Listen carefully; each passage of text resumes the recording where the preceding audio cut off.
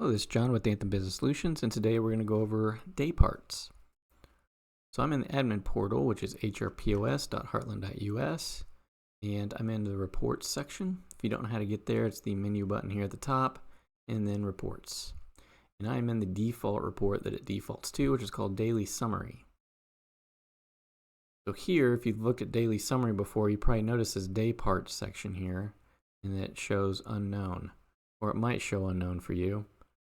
A lot of places I see don't use this, and it's really easy to set up, so might as well use it. And what it's gonna do is it's gonna give us a little more information. I can add breakfast, lunch, and dinner here if I serve all three of those meals. That way I can see, based on the time frames, what my total sales were.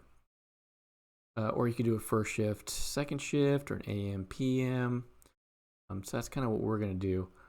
We're going to go back to the menu up here at the top, and we're going to go to, there's two places to go to. The first one you have to do them in order.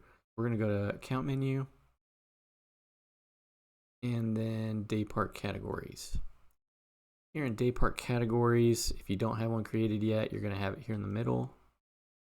Create Daypart category, and we're just going to call it first shift. Hit save.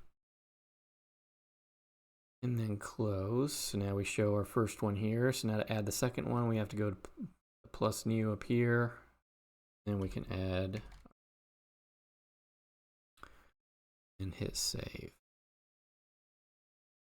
Okay. So now we have our two Daypart names. Now we have to go give them time frames. That's up here at the menu.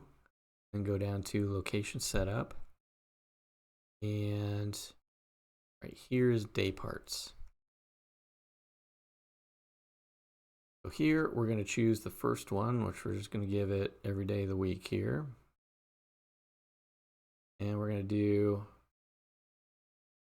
from 12 a.m. start time to, just say, ended at 2 p.m. And then we choose the Daypart category name for shift. Now we have the second shift here. That goes from 2 p.m. and we'll just have it end at, well, we'll just leave it at 12. And we choose second shift as the name here.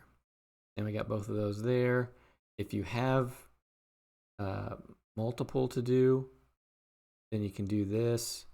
I'm trying to think of an example here. So if you do new here, you can't choose the same days because it'll take away from the other day.